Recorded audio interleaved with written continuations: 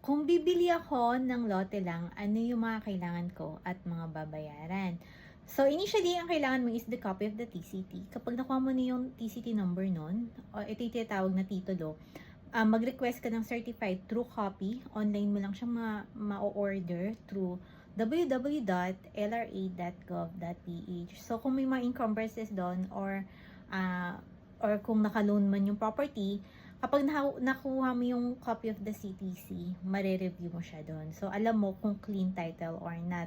Second, yung to government ID nung owner na nakapangalan doon. Kung hindi siya yung owner nakapangalan doon, hindi rin yun clean title.